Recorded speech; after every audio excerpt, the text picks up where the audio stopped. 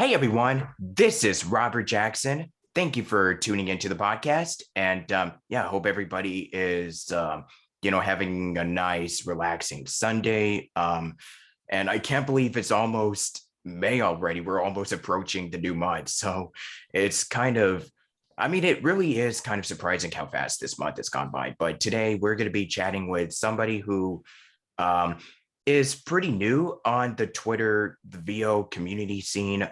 You might have heard her in projects such as High Guardian Spies and amongst numerous other shows and video games. And you might have seen her around like in the LA scene. So, ladies and gentlemen, we're going to be talking with Amber.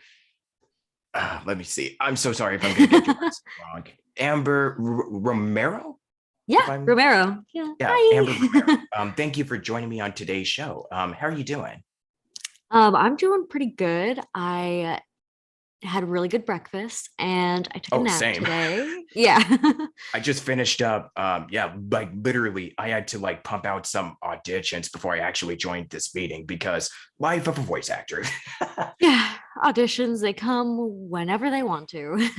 Yeah, I had to play a little catch up because this weekend has just kind of been mostly chill, and then today I decided, okay, you know what? Maybe I have some time to like get these out, get some recordings done, and then do this. And yeah, and it's back to the grind, back to the old like grinding, as they say in the in the industry, I guess. So Yeah. yeah, would you like to share like a quick little bio about yourself, like for people who, I know that a lot of people might know what you do, like you do voiceover, you do acting, film and stuff, but just a bio about yourself. What is it that you do day to day? Your roles, projects that you've done, what an average day consists of, and yeah, just to break the ice a little bit before we get on to the main Q&A.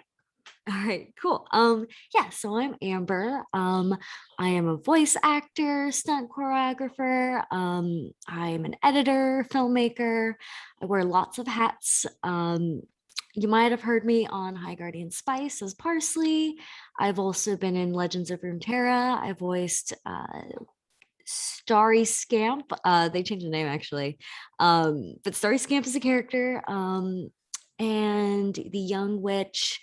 I've been on Disney shows. Yeah, lots of video games and commercials. And yeah, that's me.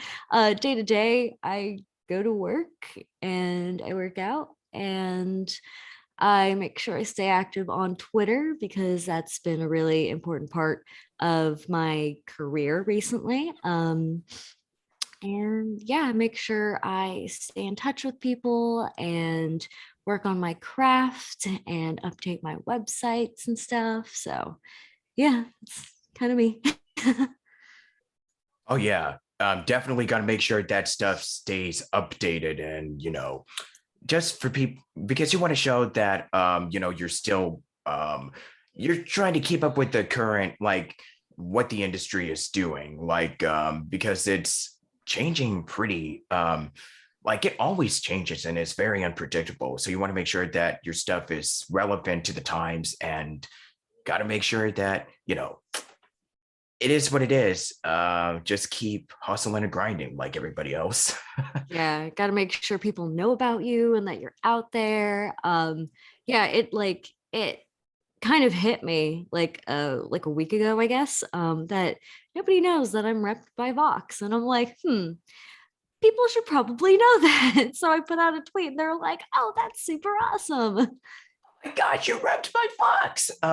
Yeah, a funny story. That I'm not sure if not many people have watched it, but I did an interview with with the head of Vox, Wes Stevens, and it was a really Yeah. nice little uh episode that we did where we basically talked about running an agency, for people that want to know more about like the behind the scenes stuff about what it is working with clients. And we did a little tribute to some late clients that he worked with, like Joe Lasky, who a lot of people know he took over the roles for the Looney Tunes characters after Mel Blanc's death, and Ed Asner, who's been like I mean, everybody knows who Ed Asner is. I mean, he was on Mary Tyler Moore. He was in Mhm. Pixar's Up. He did a lot of voiceover work as well. So, yeah, doing a tribute with those two legends who are no longer with us. I mean, they are with us in spirit, but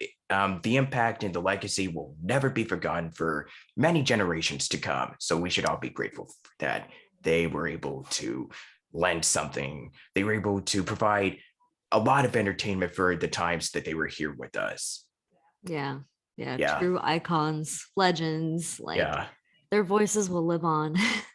Oh, of course, definitely. And but yeah, it's really nice that you got all this going on. So I'm gonna get this out of the way. What is something about you that a lot of people don't really know about?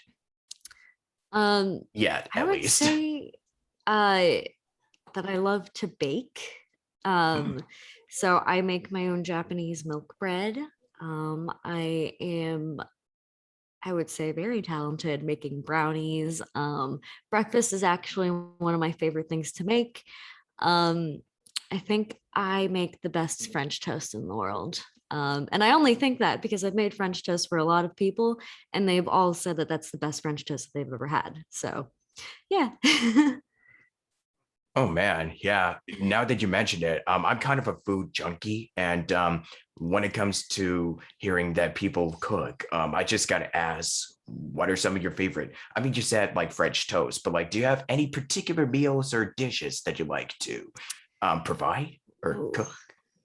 Yeah. that is a good What's your question. taste? I kind of like everything. I also like really weird things. Like I'll make my own Mhm. ice cream and I'll do like really like strange flavors. Like one day I did boysenberry and goat cheese and that was really good. Another time I made avocado ice cream. Actually, avocado ice cream is my favorite one to make. Um, I think ice cream is probably one of my specialties. That or mac and cheese. I feel like I make a really good mac and cheese because I basically take Kraft mac and cheese and like use half the butter and then I'll put like all the cheese that we have in the fridge and then a bunch of other spices. Sometimes I'll mix meat in it or vegetables and it is, yeah, I think it's the best mac and cheese. Hmm. Okay. Yeah. I mean, hopefully one of these days I'll be able to, because I've kind of grown fond. I kind of have been adapting a taste to like mac and cheese. So yeah, that's something I would definitely would like to try. Um with your own little unique touch to the mix, I guess. Yeah. But Yeah. that's something I don't think a lot of people know about me. Okay, cool, cool. So yeah, let's get right on to the main show here. I guess usually the question I would ask is, so how did you get started and so and so and so? But I wanted to make something, if I were to add like a new, like an interesting variation to this question.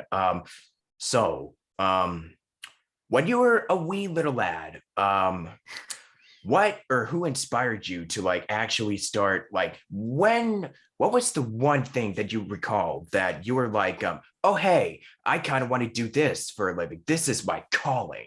um and yeah, did you always know that you wanted to be an actress or like do all sorts of like um acting, shenanigans and whatnot? So like yeah, what was the thing that really put that inspiration in your mind that it's you were set for life to do um, everything that you do for a living? So I personally don't remember this, but apparently, when I was 3 years old, I pointed at the TV and I said, I want to be on that. And after that moment, my parents were like, all right, let's figure out how to get her on TV. And yeah, ever since then, like I've been in acting classes. I'm from San Diego. So Nice. we mostly just stayed in like the San Diego area. I did like classes there and I also did like a couple of other things. But as I got older, I think more and more the focus became acting, more specifically on camera acting. And so when I moved to LA when I was 15, I kind of focused on that mostly. And then I think after around 2 years of being here, that's when I made the switch to voiceover. And I fell in love with that so much more than being on camera. And you still get to be on TV. Oh, nice. So what's your family like supportive of you pursuing these creative endeavors that you're working in right now? Did you have like a supportive family who is like totally behind you, making your dreams happen? Like it's a dream come true. Yeah. Magic. I definitely had very, very, very supportive parents. I they're the ones that signed me up for classes and like drove me to my classes and did some research for me. Um, I had basically like the Asian tiger mom for a mom, and she was like super on top of like figuring out what classes I should take and like who the right people to know were. And my dad was always there for me, taking me to all of these classes, being super supportive, especially when I had auditions. Like he was the one that like got me into the right mindset, and so I was a lot more likely to book these auditions. And yeah, then I got older and I started doing that all of myself. And yeah, so super supportive. I'm very lucky that they were as supportive as they were. Yeah. I mean, yeah, it's always great to have supportive family. Because it's like when you're gonna do something like this, it's definitely a lot of hard work and persistence and just just a genuine love for the craft that you're doing. I think that's something that because as kids we decided to look at something and we're like oh hey, this looks a lot of fun, and while it still is a lot of work. I think the most important takeaway here is like if you're having fun doing something and you genuinely love doing it, then you know when something is for you. If it's not, then it's always good to find something else that really fills your creative your that is your happy spot. That is like something that makes you unique and happy. So Yeah. finding something that you love, that you really want to do in life, as long as it definitely it fills your soul with just this endless amount of joy and energy and contagious amount of like inspiration, then that's pretty much the lesson that I'm pretty much the big, ball that I'm going to drop this early on. So yeah, because I know there's going to be a lot of other great advice that we'll be dishing out throughout this recording. So yeah, I mean, do you have anything to add to that? I mean, I'm definitely under the belief that if you are able to find something that you love, that makes your heart glow, and you're able to make that into your profession, like go for it 100%. Like, I think life is all about finding the things that make you feel fulfilled and satisfied. And so the more that you go after things like that, I think the more happy you'll be.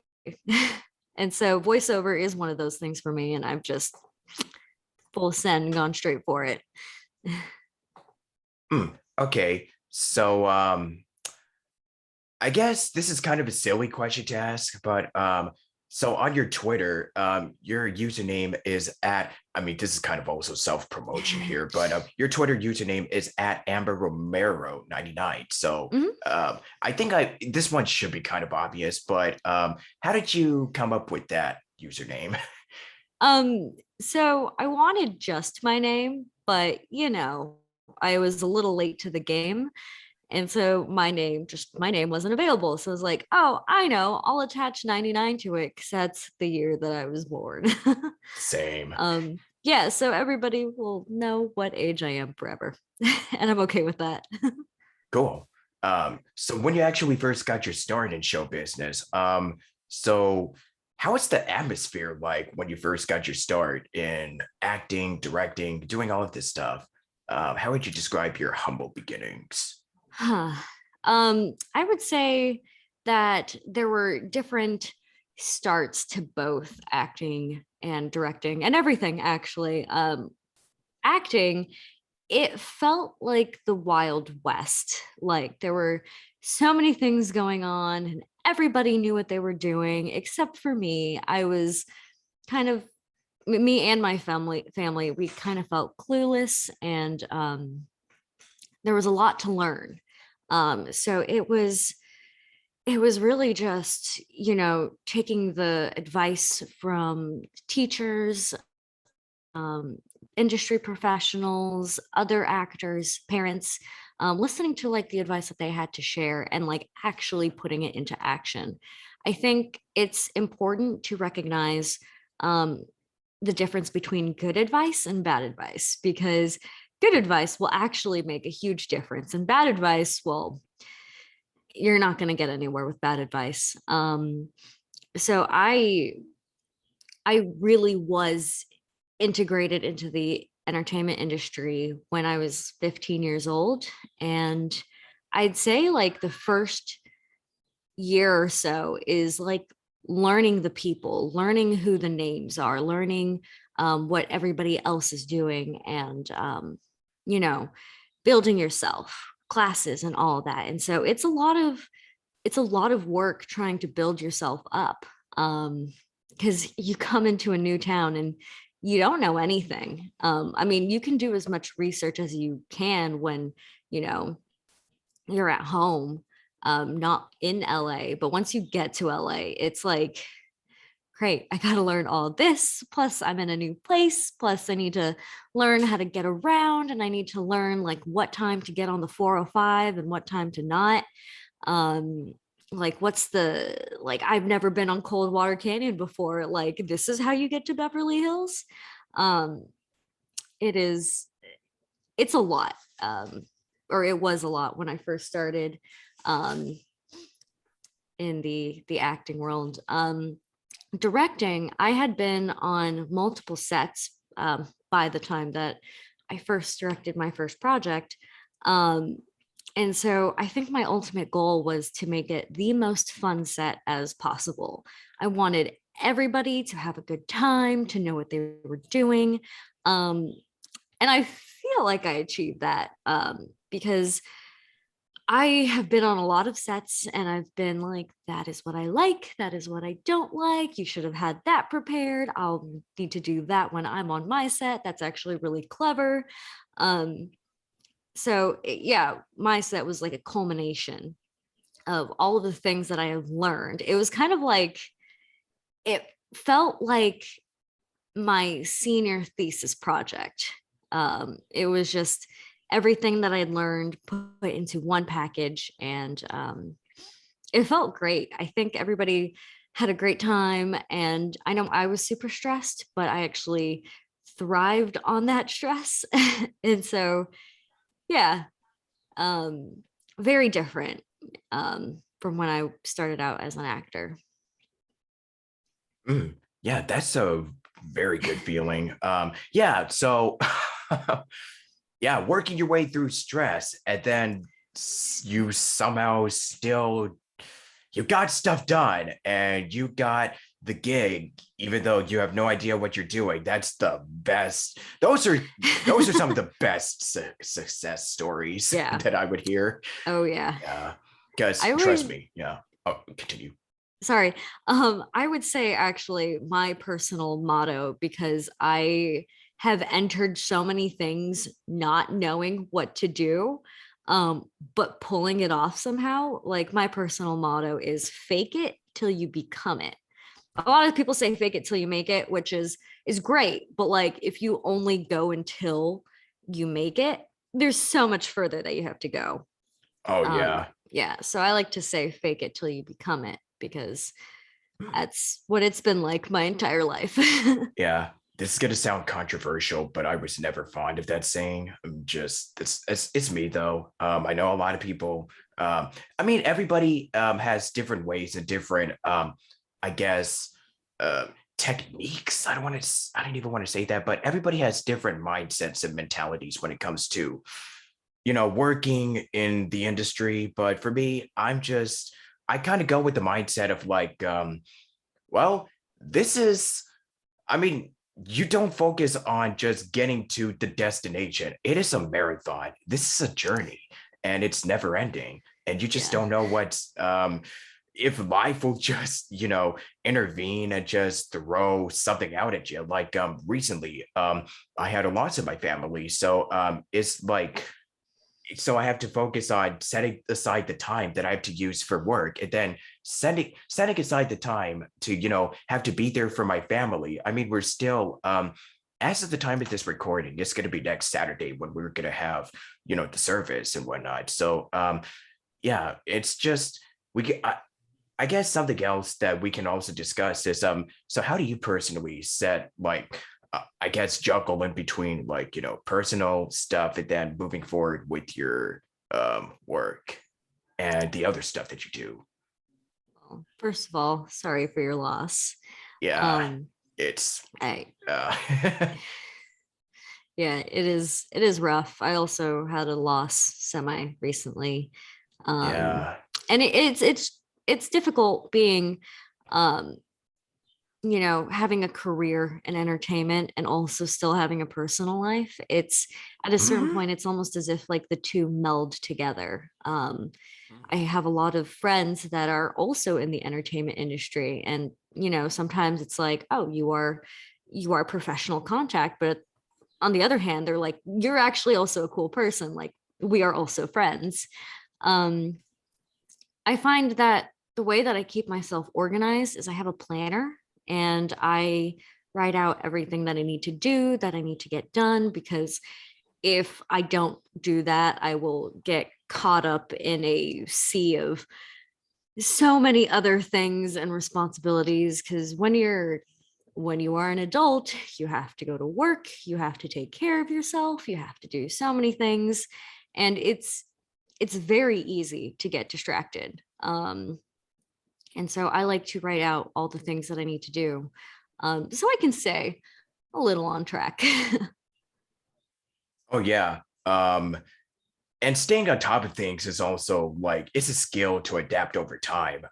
Like with Yeah. me, I know I have like a set of like what I write down on a piece of paper is okay, so here's what I'm gonna do this month. And just gonna put the five most important things on as the first five that I want to get done for this month. And just so I don't fall behind or get sidetracked because it's pretty easy to do so. So Yeah. this is pretty much me. Everybody is different, but that's just mainly how I kind of work. And Yeah. yeah, so yeah, with school though, gotta get that education. So how Yeah. would you describe your school experience, at least the positive stuff, because we want to keep this as chill and positive as much as possible. So how would you Yeah. describe like your experience being at school, and what was something that you really got the most out of?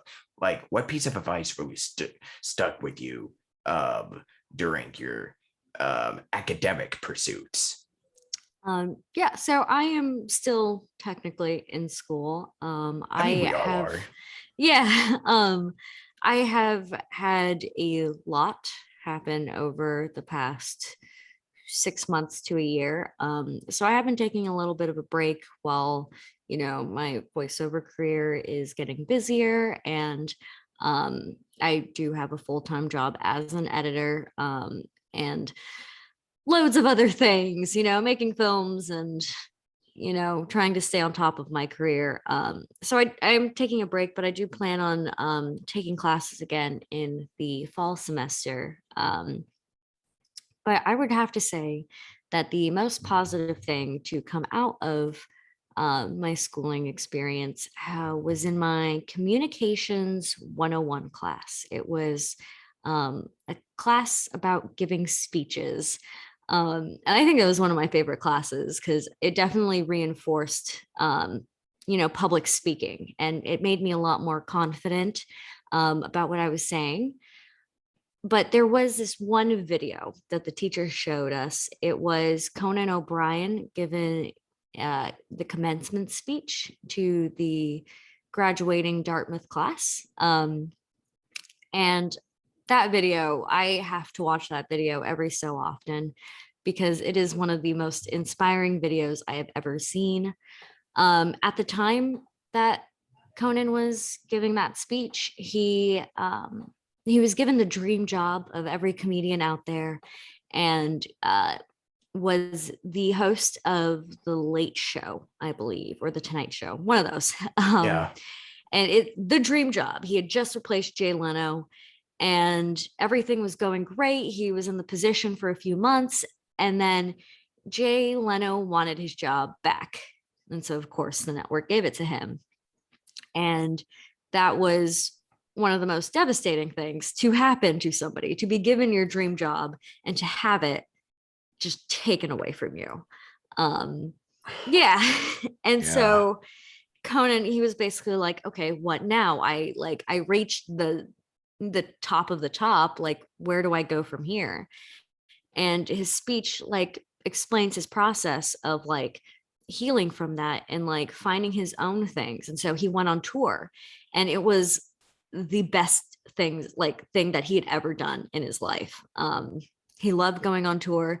And then another network offered him his own show, which he's still doing to this day. And he said his entire message is basically life is going to take you places that you didn't think you were going to go. Like, if you had a plan, life is going to laugh in your face and take you in a completely different direction.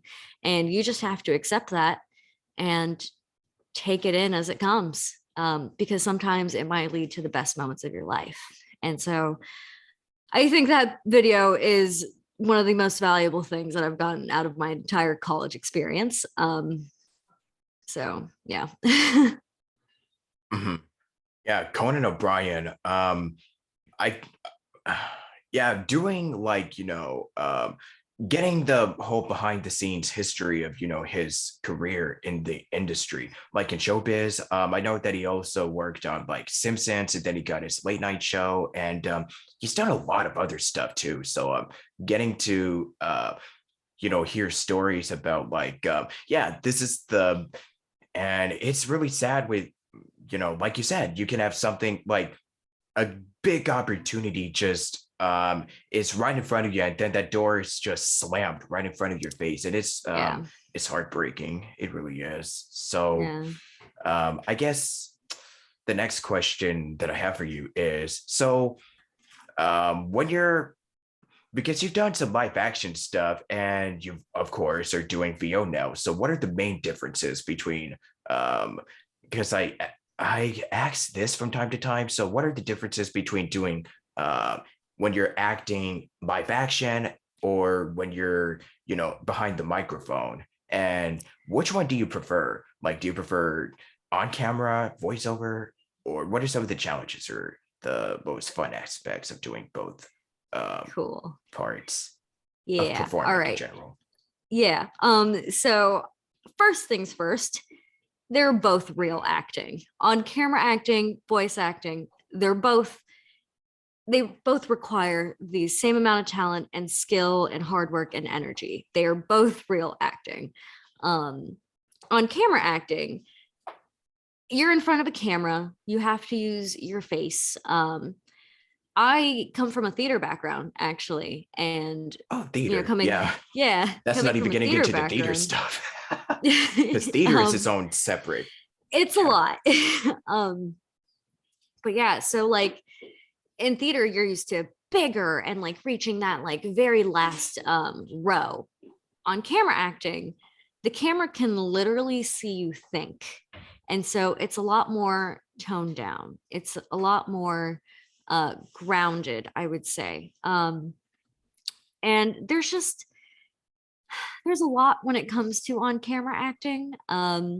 You have to memorize lines, you have to be in wardrobe, you have to do, I think, a lot more schmoozing in person. It's it is definitely a lot more public. Um, Voice acting, you get to stay behind the mic, you get to wear whatever you want as long as it's quiet.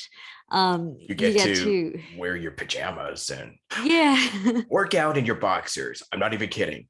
People actually do voiceover literally wearing nothing but their boxers, especially for like the intensity stuff. Yeah. And I think with voice acting, there's just a lot more of a variety of the characters that you can play. Like I know for on camera acting, I had lots of people say, "Oh, you're just going to play the best friend. You're never going to be like, the pretty girl or like, yeah, you're never going to like do these projects. You're only going to be in like comedies or something." And I'm like, oh, "Okay, like whatever. Thanks. That kind of Okay, hurts, but cool. okay." But with voice acting, I've never been told no, that I can't do that. I've been able to do like a vampire seductress. I've been able to do a super cute blacksmithing dwarf. I've been able to be this little like annoying kid who like has magical sun powers. Like I've been able to play a range of characters, and I love that versatility that voiceover gives me. So obviously voiceover is my favorite. Um and it just I feel like I am more comfortable in the booth. I feel safer because it's just me and the microphone. And yeah, the voice director and sound engineer are there too. Um, but I feel like I'm able to give a lot more of an intimate performance. Just the other day, I was in the booth and my character had this huge emotional scene. She was crying throughout all of it. Um, and I felt comfortable reaching that place where I was emotional myself. Um, and I wasn't crying, but like there has to be some truth when you act. And so I felt comfortable getting to that place. Um, I usually don't feel as comfortable getting to that place when I'm on camera because there's all those people watching you. There's the cameramen, the grips, the gaffers, the sound guys. There's like an entire horde of people. So yeah, that's definitely a challenge on camera. Um, I think my biggest challenge when it comes to voiceover is sometimes I have too much mouth noise. So I have to Mm. make sure I have extra tea and water. Um, like I have to have like my trifecta of drinks. um, yeah, that's what it's been like in my experience. Yeah, speaking of, I have my water as well. Gotta hydrate, folks. I mean, Mhm. today it's gonna get pretty hot. That's the weird thing about LA. It's like one moment, like a second, it could be cold, like nice and breezy, and then the next it's gonna be like oh, okay, so we're gonna get like 90-degree weather for like that we've been getting like every other week for months now, Yeah. like even during the winter time. Yeah, and then Oh, it'll bruh. rain for like 2 days. No, like it literally rained like a few days ago. We got nice rain too, but then like that Yeah. didn't last long. I mean, that's what I No. kind of miss about like being a kid. It's like the rain kind of will last forever, but now it's like, oh hey, we're just gonna get like doses of rain for like 1 to 2 hours, and then like the next thing you know, it's like we're just sweating our tails off because Yeah. LA weather climate just would not want to be consistent. Thanks, Mother Nature. Yeah. We're um, in a desert, so yeah, it kind of does feel like, I mean, I mean, I live closer to the mountain, so I guess that's on us uh for moving from like places like Redondo Beach to like mhm. closer to like the Orange County area. So I guess that's on me and my family. Yeah. Whoop de No, I whoop de doo. definitely miss the San Diego weather. It's like 10 Yeah, degrees cooler there. and I just went to San Diego for New Year's. We had a Nice. nice time. Yeah, I would love to go to San Diego some more because I like the weather there. The atmosphere feels a lot less. I want to say it feels more like it's like LA. Not that it's bad, but like, oh, I mean, trust me, there's a lot that I could go on about LA. I mean, I don't live near the city, but it's like you get to deal with like the traffic, and you have to deal with the I mean, especially over here in California, like rent is bad everywhere, but especially over here. And Yeah. also nice having to deal with those um all the noise. I mean, Yeah. thankfully, I don't live in an area where like we get a lot of traffic. Mhm. Because like I said, I live closer to the Orange County, but San Diego just feels I feel like more at home. at San Yeah. Diego. It's more cleaner and Yeah, I guess it's like less stressful. Yeah. I was definitely spoiled by growing up in San Diego, and Yeah. I like to call it the nicer, cleaner, friendlier LA. Yeah. So Yeah. how do you like the LA lifestyle? Um, if I'm being completely honest, I kind of hate it. Yeah, a It's lot of it's a us lot. we're not Um, particularly fine with the yeah. yeah. I like to be an honest person and I like to be genuine with people. Oh yeah. And Mhm, I was very much in the influencer scene when I was younger. mhm. And I didn't particularly care for it because like everybody in that like scene was like they all just wanted something from each other. Like nobody was really friends. They were just friends, you know, for followers or something. And I did not like that at all. And I know that a lot of LA is exactly like that. And so I've actually really enjoyed the voiceover friends that I've made because I feel like these are the most genuine people that I've met. And I'm starting to enjoy it more. I'm like, okay, cool. Like these people are real with me. And like we talk about candles and we talk about you know, like how it was growing up. And I definitely enjoyed a lot more. Now I'm in Burbank, and so I actually prefer it a lot more to being in Hollywood or, you know, any of those other more metropolitan areas. Suburban. Yeah, like living the suburban lifestyle. Yeah, I get to walk to like, you know, the store or, you know, I'm really close to the like downtown Burbank. And so it's like, it's rent is terrible, but I love it here. Yeah. And you live nearby, let's see, there's Cartoon Network, Nickelodeon, Bang Zoom, Disney. So like pretty much one of for pretty much the big hubbub of entertainment. Yeah. Well, animation I've studios at least. Yeah. yeah, which is exactly where I want to be. So Oh yeah, I visited there a few years ago before the shutdown happened the first time. This was back in 2019. It was for an animation convention that my mom and I went to, and we visited the studios. We didn't actually go inside. I just took pictures, and I think I still have them. I'll probably share them again someday, just for as a throwback Thursday or whatever yeah. people do. But yeah, it Flashback was fun. Friday. Flashback. There you go. But yeah, it was that was nice. And I totally agree with you on the LA lifestyle. Like, it's full of ups and downs, but like, hey, that's I mean, if you want to live in a big city like LA, this is pretty much what you're gonna have to get used to. I'm not gonna say Yeah. deal with it because like, wow, that's gonna make me. I sound like a bit of a. I can't say the word because this is family friendly, but I found like a big old meat, big fat. I'm not fat, but a big old meanie. Yeah, that's just what I'm gonna say. Yeah. Like a jerk. Jerk. Yeah, or that too. Yeah. Yeah. So speaking of which, how has the pandemic really affected your work ethic and just how you go on with your day-to-day life? That is a great question. So at the beginning of the pandemic, I moved out of my parents' house. I And so I can't had wait to to get deal to with, that point. I mean, don't yeah. get me wrong. I love my mom. I love my family, but like, Oh yeah, yeah, love them.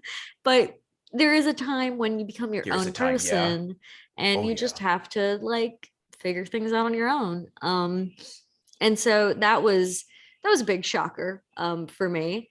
And um around August, me and my boyfriend got illegally evicted from where we were at. And Yikes. it was illegal because they had no grounds to evict us at all. Like we weren't loud, we were paying our rent on time, um, we were being respectful. They just wanted to kick us out. And so um, yeah, we oh, and it was during the pandemic, and so there was an eviction moratorium where you couldn't evict people, period.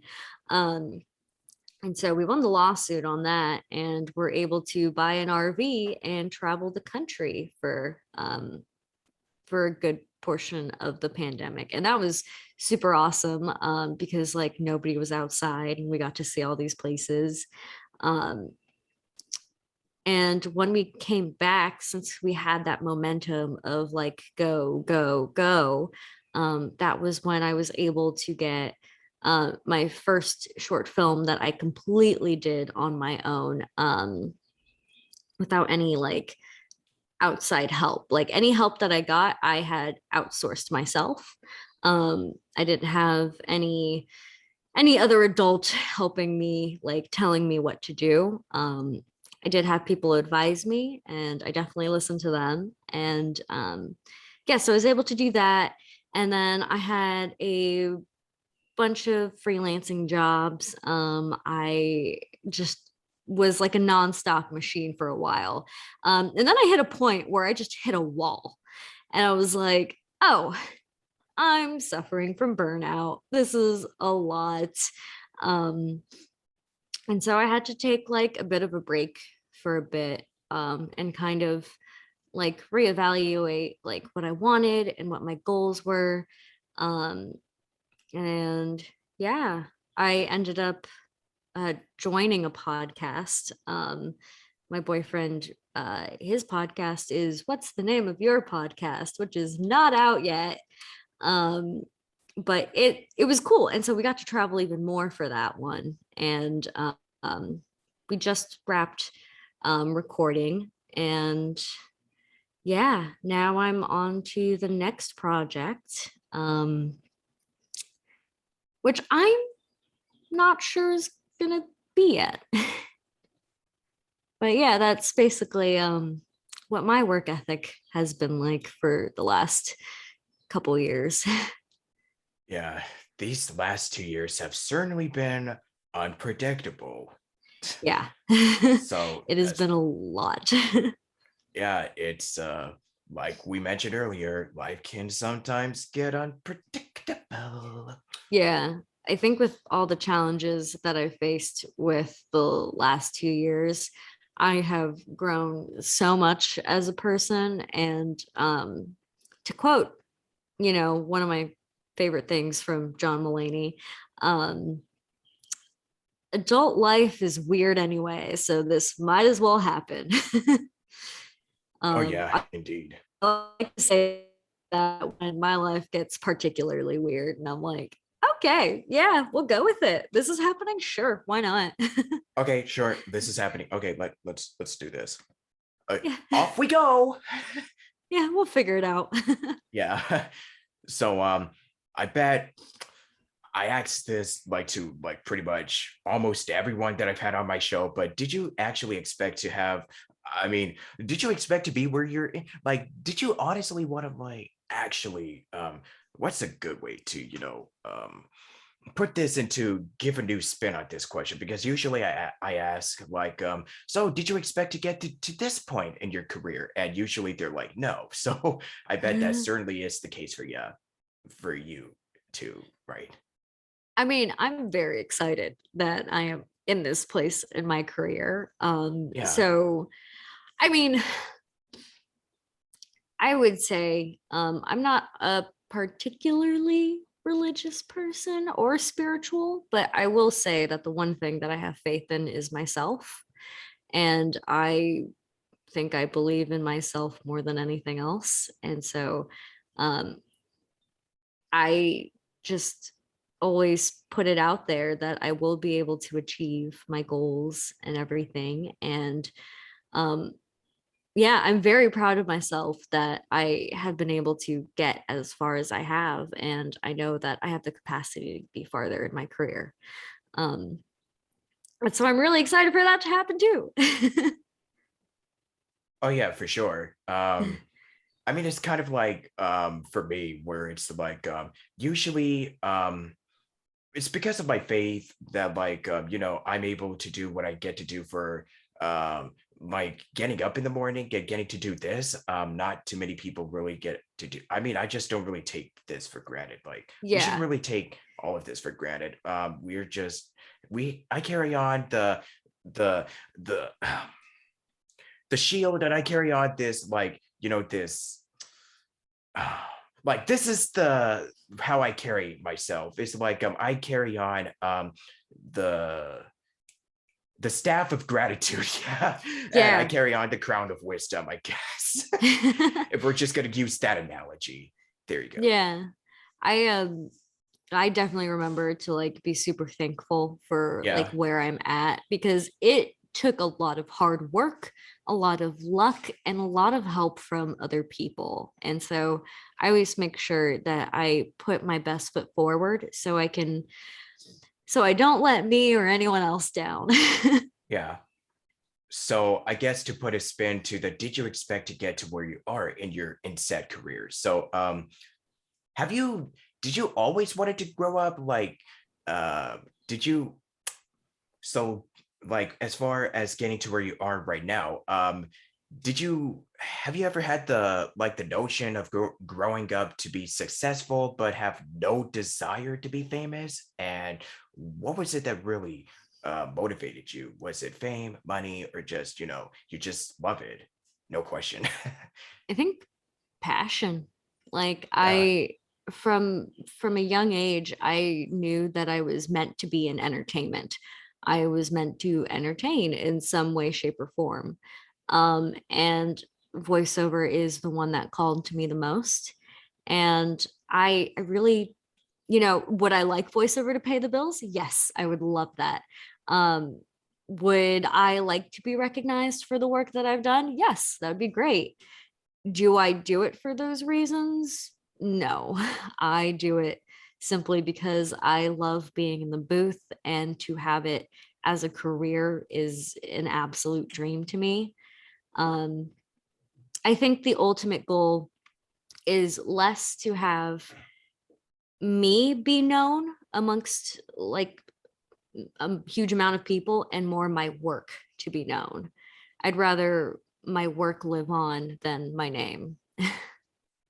Okay, yeah, that's a pretty good mindset to have. So I guess this is something fun that I like to ask because like a lot of people, I know that a lot of VAs and sound engineers are tech wizards or nerds. So let's talk about your recording setup history from your very first one to what you're using now.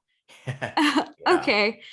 Um, I I would consider myself a very techie person. I've got a nice laptop that's meant for editing. I am an editor by trade. So I have to know how to use a computer. My first setup, oh, what was it actually? Um, I think it was a pair of like Apple headphones plugged into my laptop, and I was using Audacity. And that's how I would record most of my auditions when I first started out. And then the sound engineer at Vox, he was like, here's a better setup recommendation. And I was like, oh, okay, cool. And so after I booked my first job, I got this mic right here. It is a Rode mic. It comes with a neat little pop filter. Um, it is a USB plug-in mic. Um, so I can just plug it into my laptop. I know some people have some qualms with that. But or all of the work that I've done from my home booth has had no problem with it. And all the other work that I've had has been in an actual booth. So I'm like, okay, this is working for me. So I'm going to stick with it. Um, and then I do have a pair of Audio Technica headphones. And then I have a beast of a laptop, and I still use Audacity. Um, but a lot of the times for auditions, I will be on the go when I get them. And so sometimes I will simply just use my phone and my headphones. Ah, good old And phone auditions. yeah, and I Auditions to use, send off with the phone. yeah, Classic. I'll use the Twisted Wave recording app. And you'd be surprised how many auditions that I've booked from that. So I'd say like, because one of the things that I've learned from being in the industry, especially on the on-camera side, is it's not about talent. You don't book the job because you are talented. Most of the time. Sometimes it's your look, sometimes it's the way your voice sounds, sometimes a casting director just, you know, was in love with somebody that had the same name as you. Sometimes it could be a variety of reasons. And being in casting rooms myself, you see that like a lot of the time it's not based on talent. Um, and so with voiceover, it's also not really based on, you know, the quality of your setup. It's about being at the right place at the right time with the right people, and making sure you do the job right. Like, to say that you don't book the job just based on talent doesn't mean that you don't need talent, because that definitely helps. Talent plus skill plus preparation is always going to put you higher than all the other people auditioning that don't have all of that. Um, Bingo. yeah.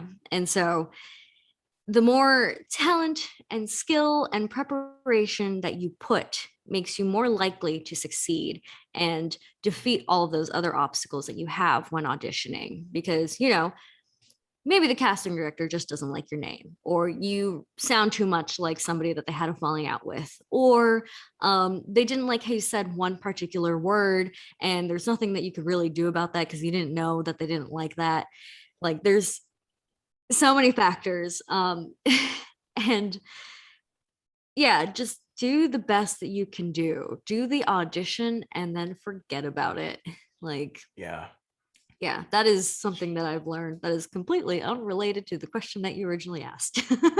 I mean, we can talk about you as a director. So what is it that you mainly that you're looking for when you want to find that right actor, like the best actor who can just get the job done and just, is able to play the character like that really fits, like, because with the casting directors, like with agencies, like you just don't really know what they're looking for. So it's really, I mean, like you said, sometimes it comes from luck or preparation or just multitude of factors. So what are you looking for Yeah. when it comes to working with an actor who is just the best fit for the part?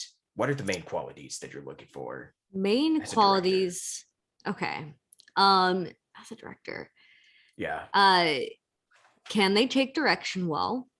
Hmm. That is, I think, the biggest thing. Um, are they um a good person to have on set? Like, you don't want anybody who's a drama, like drama queen or a diva. Like, if you're Yeah. easy to work with, like, that makes me want to work with you again so much more. Because there are those people, and it frustrates me so much because you do your best to cast people that are not like this, yet you get somebody who shows up to set and complains that they have to wait. Newsflash, the entertainment industry's motto is hurry up and wait. If you are not used to waiting, then you are going to have a hard reality when it comes to working in this industry. So yeah, take direction well, an easy person to get along with on set, and bring your A game. You know, like, if you are on my set, I have casted you for a reason.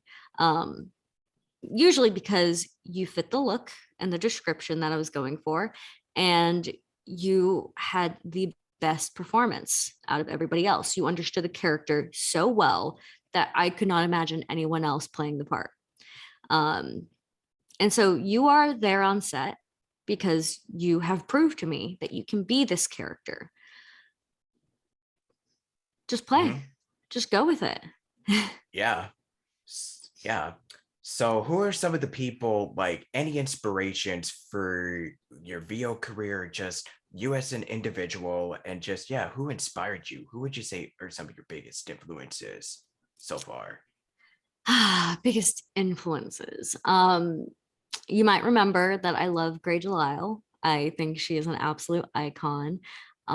Seeing in her in person, like, I know she is a person, but it's Oh yeah. almost as if like I'm meeting like a goddess or something. She is like this figure of wonder, and um she has this iconic red lipstick look, and I'm like, Oh man.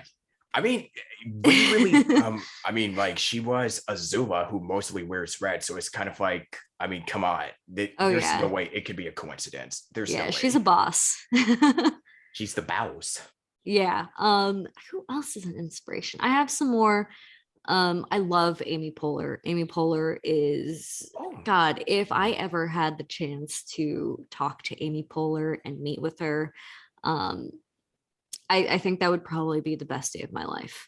Because she has been, I think, one of the biggest inspirations to me, because she is a female in comedy who works her butt off, and like I have her book. I've read her book twice now, and like some of the things that she says like just resonates with me so much, and to think that there is somebody as successful as her out there, it makes me feel like I can do the same. um and so I definitely think that they are the two biggest inspirations that I have. I definitely have more. They're just not coming to my head right now. Tom Kenny. Oh my God, Tom Kenny. Yeah. He is so nice. He's so talented. Like he is. I got to meet him at the Annie Awards in 20. It was between 2017 and 2019, and he was so so kind, and he. It was like I couldn't believe that I was in the same room as him. I couldn't believe that I was talking to him. I couldn't believe like he was there. Again, he is a person, but like he's also SpongeBob. So I mean, I it's was like, like, he said my name in the SpongeBob voice, and I think I would have died happy in that moment. I mean, how could you not like lose it if if it's a show that pretty much is an icon? So it's Yeah. like, how could you not like? Oh my gosh, I cannot. It's so surreal. But yeah, just treat voice actors like regular human beings. Yeah, I've I said this think before. Yeah. that's huge. Like, I'll get people DMing me on Twitter being like, hey, is it okay if I DM you? Like, is it okay if I do this? And like, I've had people like treat me as if like I am a figure and not a person. And I'm like, I'm a person. Sometimes I eat too much ice cream. Sometimes like I'm too lazy to walk outside. Like, I am a Oh, that's a person. mood. I'm real. um, I'm like, I feel kind of strange when people idolize me, because I'm like, Don't it's do that. okay. It's chill. Like you can talk to me. I'd like to think I'm one of the most approachable VAs, because like I mean, I don't think I'm, someone that should be highly regarded. Um, I am a gremlin of a person. I mean, I think, yeah, I think we just interacted on Twitter, and then I reached out to you because you genuinely seem like a really cool person. I didn't treat you as like, oh my gosh, she's a goddess. We must worship her. That's Yeah, not and me. I've had that, and I'm like, I mean, I'm yeah, real. just don't do that. Just please. We're all real. We have flaws. We're just human beings. Just no need for that. But speaking of I guess we can finally talk about some of your roles. Jeez, Oh, cool. we're like an hour into this. But yeah, so for I would have asked you like what were some of your favorite roles, but I guess we're just pretty much talking about them individually right here. So yeah, hi Guardian Spice. So let's talk about, Yes. how you got the auditions, how it was like working, with the crew and being in studio. If I'm not sure if you recorded remotely or in person, but yeah, We're in just yeah, we're in yeah, studio. yeah. So um just tell the history about your involvement with High Guardian Spice as Parsley, yeah. the um yellow one, the cool one, yeah, the yellow one. the one that everyone seems to love for some reason. But I mean, I'm cool All with the that. haters and all the fans all like mutually love my character, which I feel like is an The incredible only honor. cool, like I said, the one everybody loves. Yeah. No Um, question. So you go. Yeah. yeah. I Very love good. that I am able to be that character. But it first started out that I initially auditioned for the role of Rosemary, the pink one. Um, and I didn't hear anything back, and I was like, okay, whatever. It's another one of those auditions. And then you know, I would say like a few weeks to a month later, I got another audition for another character, and it was Parsley. And I was like, oh, she's cute. Like, I guess, they liked my voice, but they wanted me to try out a different character. So I auditioned for Parsley. Next thing you know, I was working out at the gym, and I get an email saying, hey, you know, you're booked. This is when they want to schedule you. Like, you've got it. Here's the script. And I was like, sweet, awesome, thanks. And I was super pumped.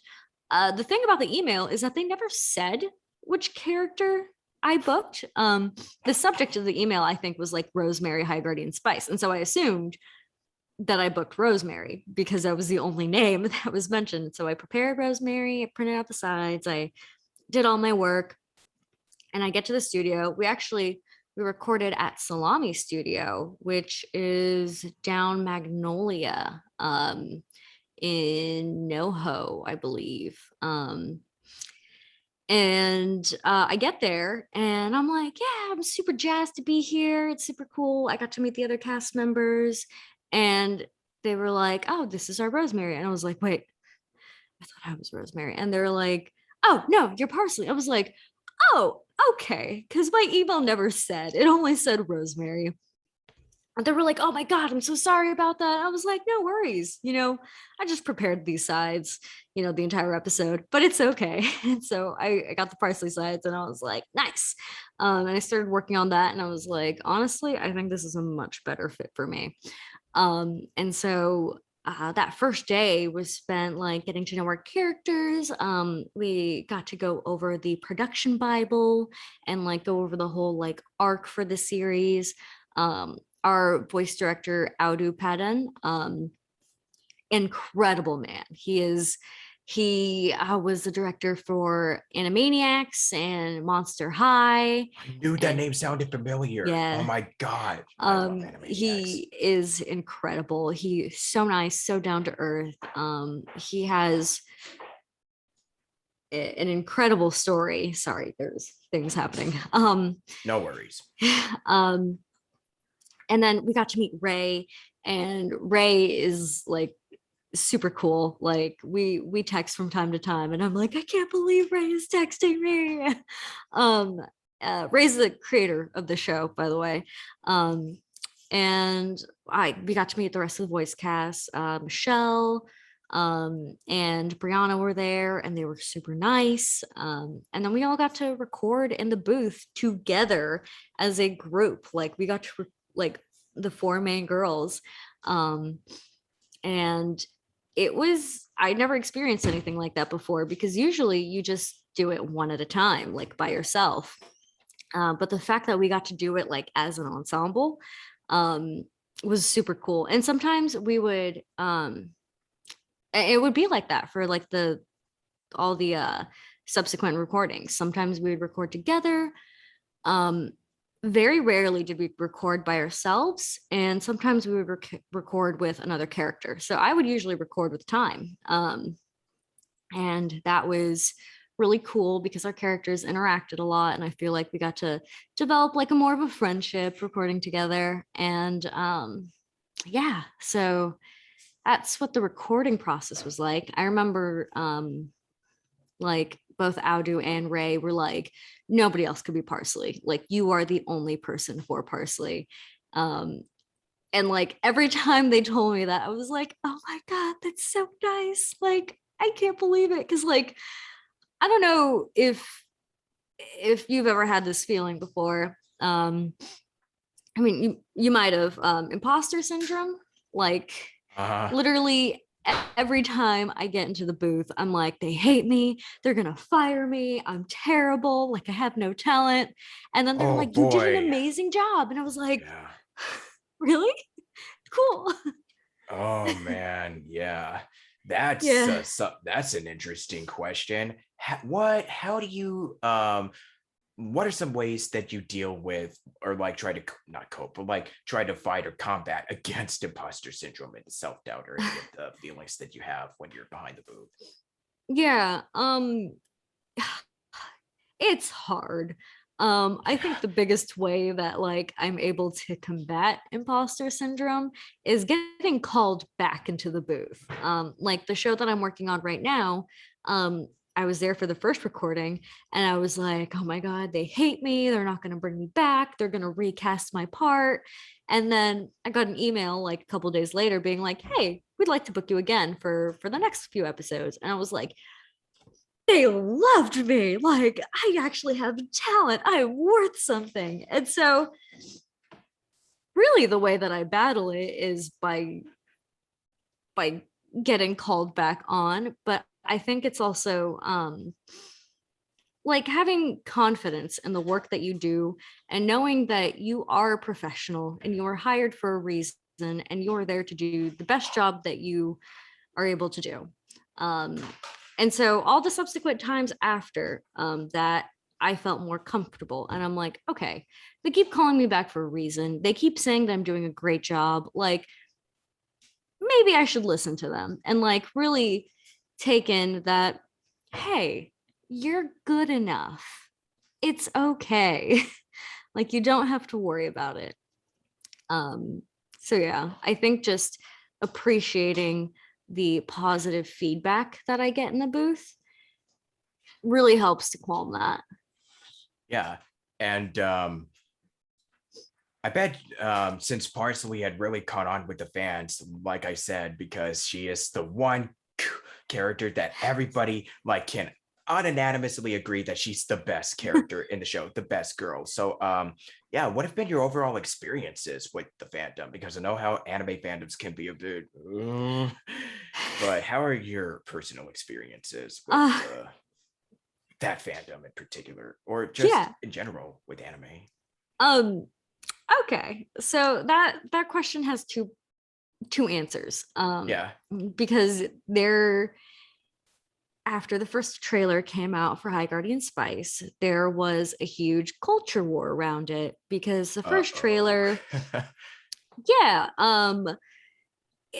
the first trailer focused only on diversity. It had nothing to say about the show or anything like that. It was just all about the diversity, and then proceeded to show a writer's room with only women. Um, and anime fans didn't take too kindly with that, whether they had their own issues with Crunchyroll or with one particular writer who really had very little to do with the show, um, or that the trailer itself didn't show anything about the show at all. And so there was a lot of pushback. Um, and basically, the pushback is the reason why the show was um, put on hold for about 2 years. And so it took a long time for High Guardian Spice to come out. Um, and, there were a bunch of like YouTube videos that were very inflammatory against it. But there was support. There was support. It just wasn't as vocal. And so when the show did come out, of course, the haters resurged and put out more YouTube videos and tweeted very nasty things and all that. But I think the biggest positive to come out of that has been the actual fan base. Um, I interact with them pretty frequently on Discord, and they don't know, but I'm on the Reddit too, and on Twitter. And I actually, the other day, I joined the High Guardian Spice Minecraft server that they created, and they are so cool. They make YouTube poops and they make memes, and they're super excited to like just ask questions. And yeah, they're super cool. Like I love getting to interact with them, and the art that they're able to come out with is insane. Like I always love how creative they are, especially like with my character. My character gets so much love. Like it's so cool. I love it. Yeah. And what are some ways that you relate to Parsley? Like, Oh. because I know that Aldu and Ray, they pretty much said that there's nobody else who can play this character than you. So, how are you and Parsley alike? What are the main traits that you relate to, um, to her, or just some, at least personality wise, and just in general? um I definitely think I am parsley. Like we are one and the same, and the Spiceys will attest to that I am parsley. Mhm. But I think the biggest ways that I am her is that she has so much kindness and love and positivity just like spewing out of her. Like anytime her friends are arguing, she is the one, the peacemaker, being like, hey, you guys love each other. Can we just work it out? So one, she's an incredibly positive person. And I try to be that person as well. Like life is a garbage fire. And there's no way getting around that. And um I just like being super positive because yeah, like I know life is a garbage fire, but I'm gonna make the most out of it anyway because it's my life and I want to be positive. And so both Parsley and I make the effort to be a positive person. Do you remember? She's also, huh? Oh, sorry. Continue. Um, Also, Parsley is incredibly hardworking. She is great at what she does because she puts in the hard work. I think I personally wouldn't say I'm very talented. I think that I have skill and I got that skill by working hard. And so I definitely think that we have that in common. Um, and also, Parsley is short and curvy.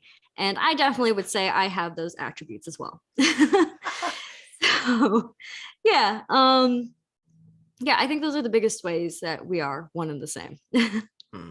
Do you have any favorite episodes that you recall recording? I definitely think episode 3 is my favorite because Parsley gets to go on her like own little solo adventure and it's super cute and she makes little like trapper friends and it's just like this little wacky adventure that she goes on by herself and I think it's my favorite episode because I'm like, yeah, this is weird. I love it. Cool. And I'm just casually looking at your website here, and it's good to know that you have like some other roles that you've done, like Starry Scamp and the Young Witch and Legends of Runeterra and Melissa Bloodrose and Epic Seven, and numerous more that is currently under NDA, I'm assuming. Yeah, also partially because finding my voiceover work wasn't is takes some work because I haven't exactly kept on top of it, and so I'm digging through the internet to try to find samples of my voice. I'm really proud of Legends of Runeterra though, and how I was able to get those voice samples, and I think it really like shows some of my more charactery voices. Starry Scamp in particular is like one of my favorite characters that I've done because he's just like this annoying little boy and he's like, oh yeah, I'm gonna do this. And it's just it's like such a far stretch from like who I am in real life. Um I just yeah. And it was super fun getting to record Starry Scamp because the producer who was in the session with me was actually my first voiceover agent from Vox. She was who I was with originally, until she got hired by Riot Games to be one of their producers. And like my career kind of went full circle because I ended up getting to work with her at Riot Games with her. It was amazing getting to see her again. She's so nice, like 100% deserving of where she is right now, and more. But yeah. So what are your warm-ups? Because for story scam, because it's such a different like when it comes to where you place your voice vocally and like just as a character in general. So how do you warm up like before you actually start recording for these zany, misadventurous characters that you have done over the years? Um, I think my biggest thing is there is a term for it, but it's like a catchphrase. There is a catchphrase that immediately gets me into the voice of that character, whether it's like, "Oh yeah," or something like that. It has to very much be in in the realm of what the character would say, and something that I could easily just, mess around with and like, get to that point so I can just be the character. I think it might be a voiceover sin that I have that I don't do typical warm-ups. um, And I put this question out a few weeks ago, and I just asked that one. What are your biggest VO sins? Come on. We yeah. cannot commit to the 7-10 commandments of VO. Thou shalt not eat or drink before recording a session, or we must Yeah. drink tea and I don't know, water or listen, Yeah. I'm somebody who one time I ate like a bag of hot Cheetos and I Oh yeah. actually drank soda before I actually recorded it and I still booked a role.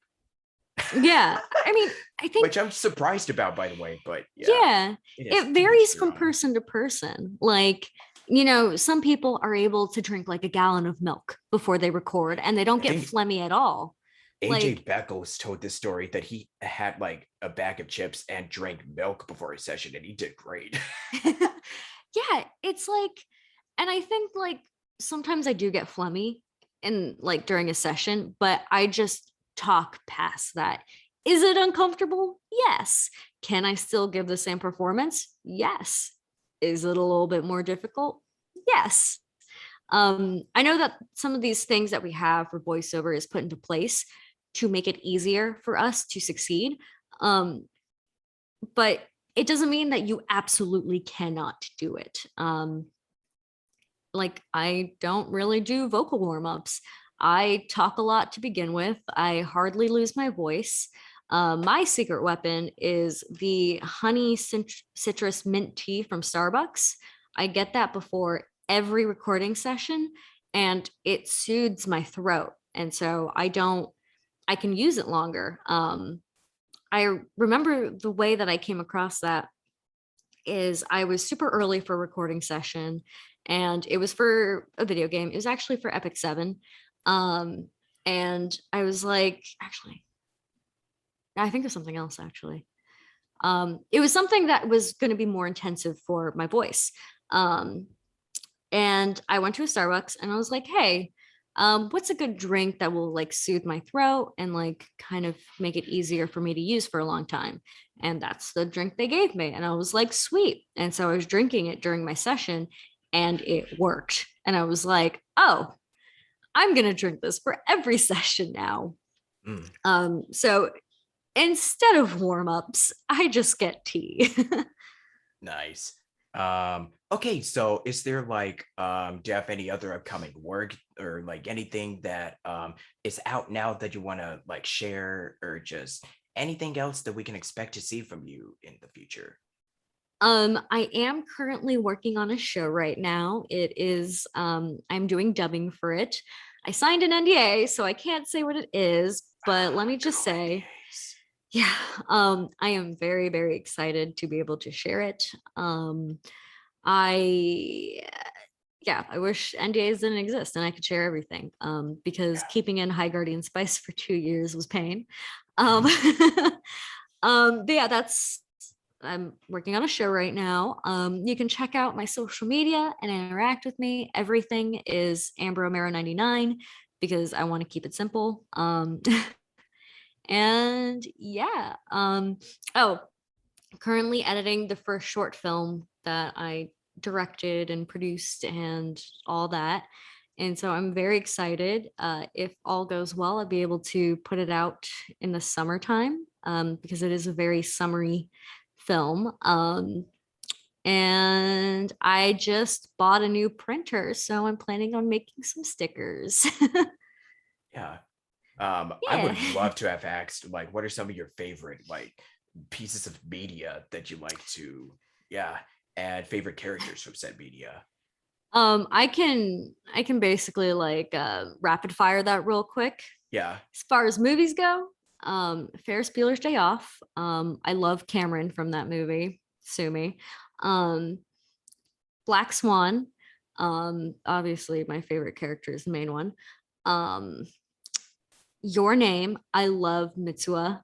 Mitsuha is everything. And Into the Spider-Verse. And my favorite character from that is Peter B. Parker, um, the one voiced by Jake Johnson, because I'm in love with him. Um, so those are my favorite movies.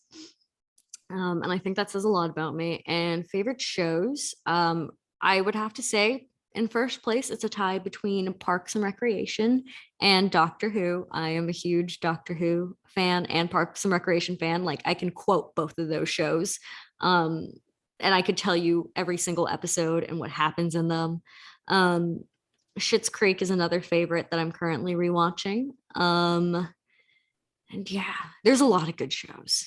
There's a yeah. lot of good shows. Do you have like The any, yeah, it's just a lot. So do you have like any dream like careers, like not career, but like opportunities for like what are some of the franchises or characters that you would love to voice, that you would like love to portray if you were given that opportunity?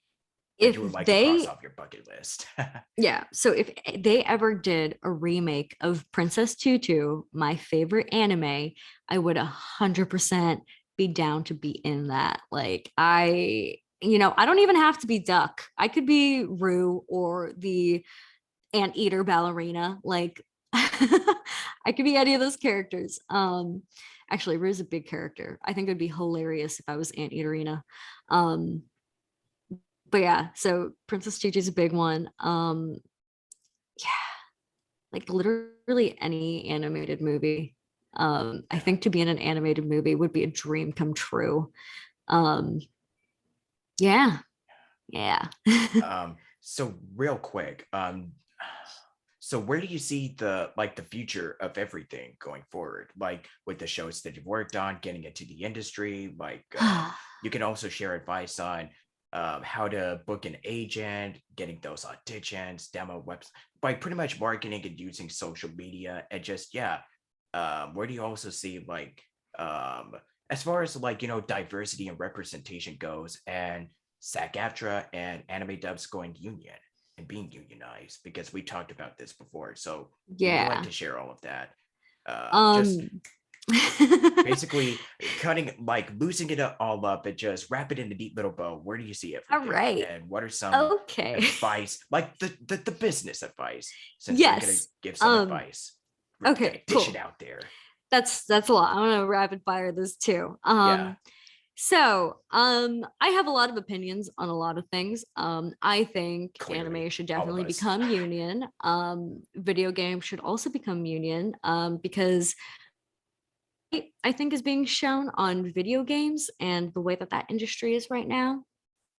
So video games are union, but voice actors don't get royalties, they don't get residuals because unlike streaming services and all that jazz, every time it is a show that you might be in or a movie that you might be in, every time that it is played, you get a percentage. It might be pennies, but you get a percentage of that back.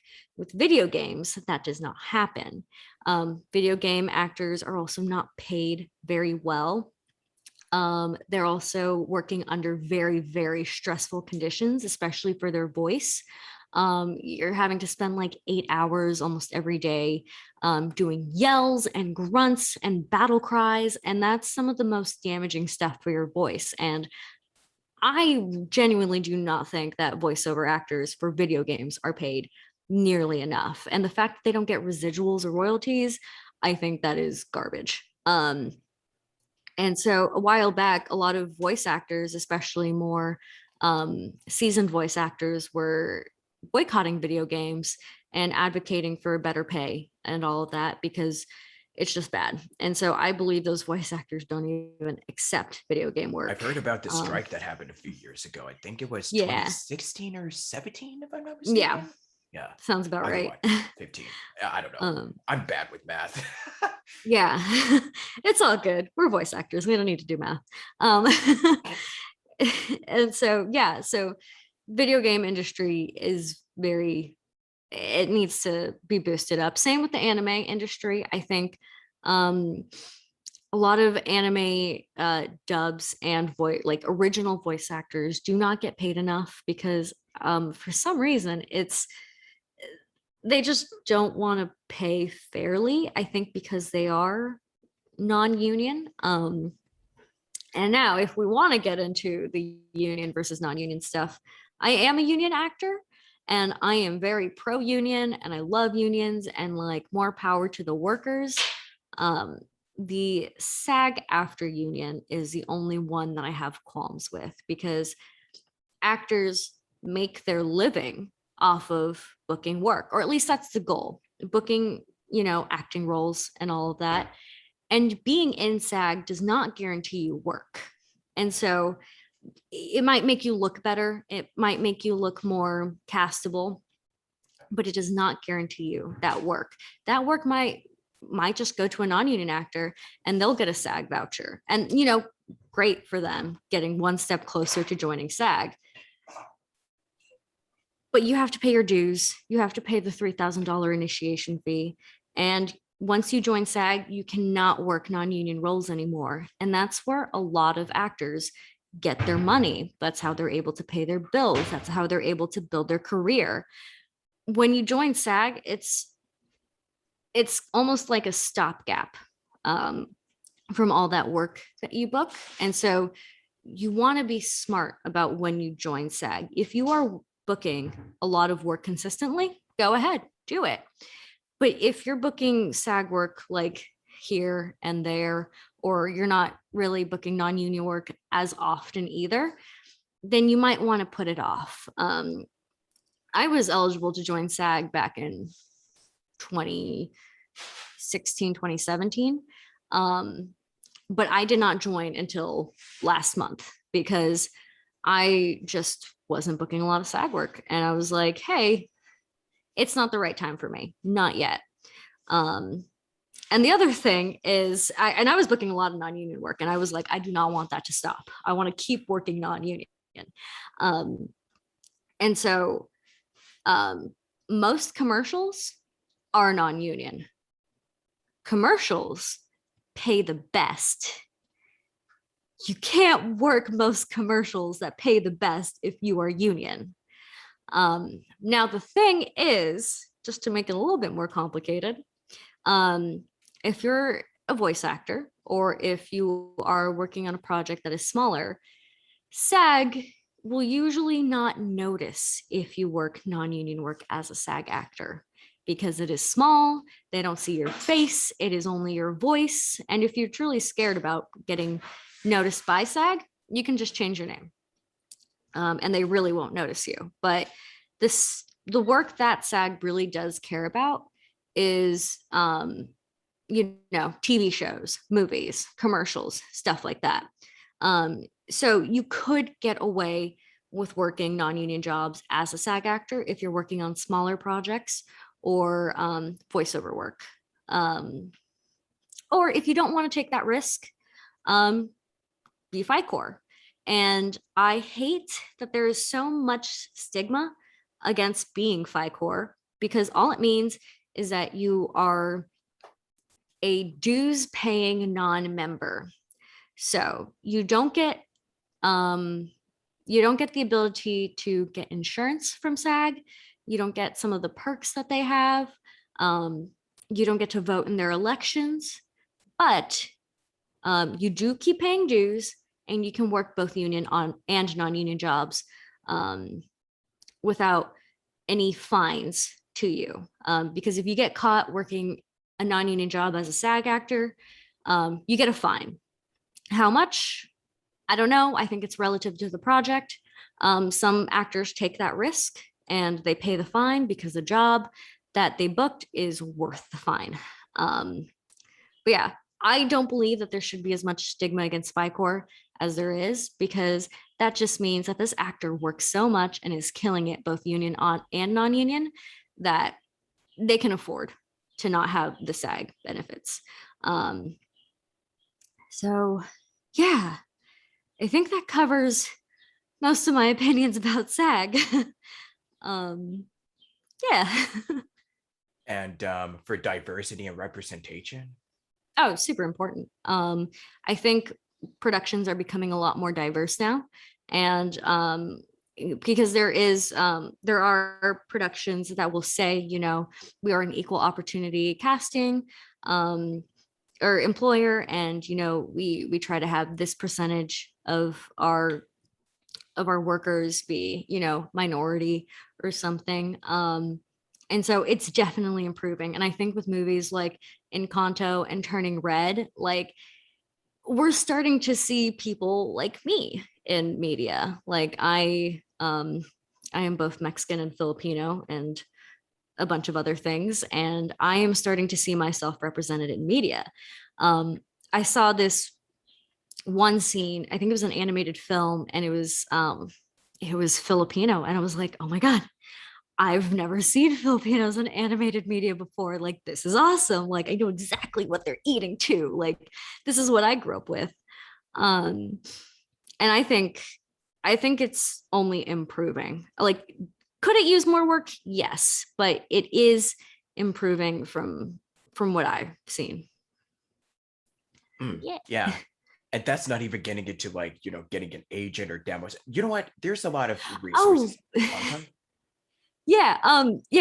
So I think the most important thing into getting an agent is to use your connections. I think the most surefire way to get an agent is to ask your friends, like, hey, are you represented? Who by? Do you think you could like give me a referral?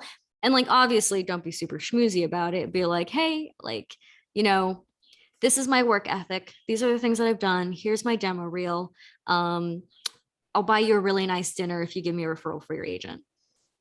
Because Yeah. remember, when you ask someone to give you a referral, you are asking that person to vouch for you, and they are taking on the responsibility of having you as a client potentially. And so you really need to bring it and show that you are worth it. And so be careful when you ask for a referral. Make sure that you are on very good terms with the person that you are asking. Make sure you're incredibly grateful from the person that you're asking, and that you do your best. The Yeah. other way is demo reel. I've had a lot of people And ask me, website. Yeah. yeah, website. Pretty I much think marketing. Yep. everybody should have a website. I made my own website. I've made several other websites. I love making websites. um, but when it comes to demo reels, I get a lot of people asking me, hey, I don't have any work. How am I supposed to get a demo reel? Have one of your writer friends, pay them to like write you some like short little scripts, maybe like 3 lines, a bunch of them that will show your range.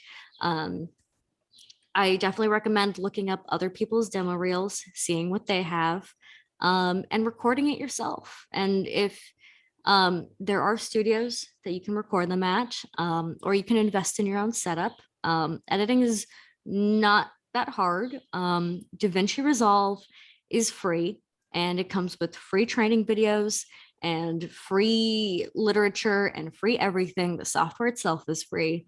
Audacity is also free. So you can just do it yourself. If you do have work, take all your best clips and put it together in a string, and boom, there's your demo reel, and you can start pitching yourself to Yeah. agencies. But those are Yeah. the two biggest ways. Yeah, make sure And you are as prepared as possible. yeah. And would you say the same thing for social media? Like, what are some of the pros and cons of using it and having the social media presence? um, so the downside of being an actor in general is that you have to have some type of social media presence, because whether it's Instagram or Twitter or whatever, that is your business card. that is what you send out. You want to be as professional as possible. I mean, obviously show some personality and be yourself and be genuine, but be professional. Um, and but that is your business card. You go to a networking event, people will ask you, what's your Instagram? They won't ask you for your business card anymore. They'll ask you for your Instagram. And you better make sure that that is polished and up to date. Um, my major is actually in marketing, with an emphasis on social media. And I've been doing social media marketing for years now. I've worked with businesses and brands and artists on their social media, building it up, fixing it up. Um, so I am quite experienced in that area and have a lot that I could say about it. But be sure that you are your own brand. As an actor, you are a brand. So make sure that your brand clearly defines who you are, what you do, what you've done, and where they can find you and everything that you've done. And it needs to be very clear and cohesive across all platforms. And yeah, just be professional. I see a lot of people online like duking it out and getting in fights, and I'm like, guys, publicly is not the place. Guys, like Just fam, ignore, just block. Like it's yeah, easy. Um, yeah, just be a positive person. You'll get a lot yeah, more out of it than anything else. yeah. Um, That ain't it, Chief. This ain't the way to do it. yeah. Um, so uh if anyone has questions about social media or websites, or they want to like have me, work with them on theirs, um, feel free to reach out to me at Romero99 on all platforms. And I'd be happy to help you guys out. Because I actually do have a passion for social media marketing as well. I think it's fascinating. Um, but yeah. Yeah. I So, also do graphic design. So I'm ooh, cool. very proficient in Illustrator, Photoshop, because it's also part of my job. Um, Yeah. yeah. Yeah. So you also have a passion. I mean, it's good to have various passions on top of, what your main occupations are. So I didn't know you do graphic design and you also Mhm. have a passion for social media marketing. That's really awesome. Yeah. I mean, it definitely paid the bills for a while. So Yeah, that's nice. Cool, cool. I'm not sure if I have time to ask you how you got into like graphic design and marketing, what got you interested in those, but like, I could always just ask you through like, I don't know, messaging and whatnot, and maybe I'll yeah. just include it in the podcast, or I don't know, we'll see. I But mean, yeah. it's an easier answer. College classes. I just took those classes in college. Mhm. And then those skills were able to be applied in real life for jobs that I was applying to. Um, one of my assisting editing jobs required me to do a lot of work in Photoshop. And so I got really good at it really quick. And that's it, just practice. Nice. Do you have any last piece of advice for anybody looking to get into this insane mind of work, and just, yeah, any closing thoughts in general? um, it is hard work. It is very, very, very, very, very hard work. And you won't see a lot of returns on it for a while. But if you keep working on it and if you keep aiming to improve and you stay positive and hopeful, you will see results. Um, and it'll just build. The more you keep going at it, the more you just build, the more that you are on top of your training, on top of your social media presence, on top of your networking, you will get there. You just got to keep going. The people who make it in the industry are the people who don't give up. That's just it. Yeah, and So that's also great advice for people out there who are currently struggling at these in it's pretty rough. intense times. Yeah, it's really, it's hard. um, yeah, it's rough, but if your heart is 100% into it and the passion is there, it is Yeah, worth every single moment. yeah.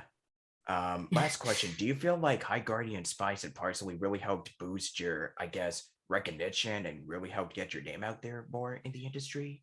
I Like, definitely especially think on. it did, especially in voiceover. Oh, yeah. Um, I think High Guardian Spice also gave me the confidence to engage on Twitter a lot more, which caused me to engage with the voiceover community a lot more. Um, and yeah, I think High Guardian Spice has been nothing but helpful in my career. And where do you see the future of it? Well, I have talked to Ray about it, and he did mention that he's sitting on it for now, letting it, do its thing, but he might come back to it in later years. And if he does, he knows exactly who to have as his parsley. Neat.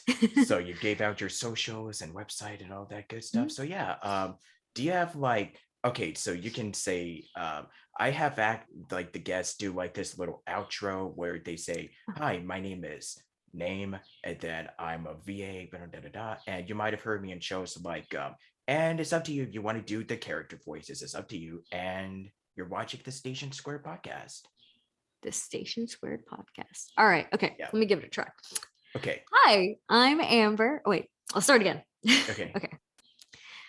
Hi, I'm Amber. I'm a voice actress. You might have heard me on shows like High Guardian Spice as Parsley or from Legends of Runeterra as Starry Scamp and the Young Witch. And you are listening to the Station Square podcast. Perfect. First Yeah. take. Yeah. It's almost like I'm a voiceover artist. Oh yeah. Oh no, we never know. But yeah, do you have like any last farewells or goodbyes or um, yeah. Stay positive. When in doubt, stay positive, accept things as they come. And I think you'll be much happier that way. Yeah, and would Yeah. Parsley like to step up and officially conclude our little chat for today? Parsley's basically me, but yeah, Parsley would love to say farewell to all you friends and have a great day. Yeah, and I think I see Starry Scamp and Young Witch, and I also see Melissa like in the corners. I think they also like to step up and say goodbye as well. I think Starry Scamp is the one that's most likely to do that, but he also might just spit in your face. The young witch is so much more excited to say goodbye to all of you and wishes you have a very magical and great day. Melissa would rather not involve herself in anything good or hopeful. She's much more focused on getting revenge on her family. My AirPod fell out. Oh man, that is just literally perfect. Hey, such is the importance of improvisation. Take improv. Yeah. That's super important. Yes, improv. 100% agree. Oh yeah, that was perfect. We got to hear your demo reel. Yeah, this is pretty much what she does, folks. And yeah, it's nice to know that having range of versatility can definitely help. But for my last piece of advice, take acting classes, take improv, especially do theater, be in student films, Yes. and really work on your performances. It's not just voice, it's the acting. The voice is kind of like, I mean, the voice kind of evolves over time anyways. So Yeah. don't focus on getting it just perfect. I mean, like the performance is definitely, it also depends on the collaborations between like, the director, and there's a lot more that goes into this. But yeah, acting first, and then the voice just evolves over time. Yes. Essentially. Yeah. And I also agree. have fun. And most importantly, if there's something in life that you want to do, just do it. Just do it. Just do it. Just do it. Just there, I did. Do it. Yeah, we all need a little Shia. I can't even talk now. Shia LaBeouf. We all need him more in our lives. Like he's insane, but he has a good point. Love you, Yeah. Shia. Yeah, I watch that video all the time. I think that's probably like one of my favorite. It's a good video. Yeah, I guess. What are your favorite? I guess silly, funny memes, real quick. Oh, okay. The both of yous, disgusting. I can't say the first part, but yeah. Oh, what's the other one? Road work ahead. I sure hope it does. I also like anything involving cats. Oh yeah, we all love the cats, kitties. My favorite. So I'm like, I know a lot of people have quoted the "Do you know the way?" and like, Oh and there yeah. was one that was popular a while back. Somebody touch my spaghetti. That was popular for a while. And what's another one? Is this and then insert joke. That's a here. good one. I love Yeah, that one. like that guy with the glasses. Like, is this America? That's my favorite. I know there's more, but my mind is just going all over the place. But anyways, on that little silly note, thank you for watching the podcast, and thank you, Amber, for dropping by on this lovely, hot, warm, humid, sunny Sunday afternoon. And yeah, loved having you on and getting to chat with you. Thank you. Thank you. So much. Yeah, making this a fun little conversation. So, Yeah. this video, depending on how things go, it should be up. If not later today or tonight, it should definitely be up by tomorrow. We'll see how it goes. But Hell yeah. yeah. So definitely check me out, Mystic Guy or J. I'm Robert Jackson everywhere. I have too many social media, so I'm not gonna. They'll just be included in the. I'll just link my card. You know what? That has all my social media. I'll just use that in the description. Yeah. So, yeah. But with that, thank you everybody. Have a great rest of your day, and yeah, I'll see you all next time. This is Robert Jackson signing out of here. And until then, folks, good day. Be positive, stay happy, stay healthy, and get vaccinated as soon as you can. And yeah, and be sure to support AVOX coming up in July. Who knows if both of us might actually be there in person? You never know. So yeah, until then, see you later, folks. Have a lovely rest of your days. Bye. Bye. Bye. Peace. Skadoosh. Woo! Cool.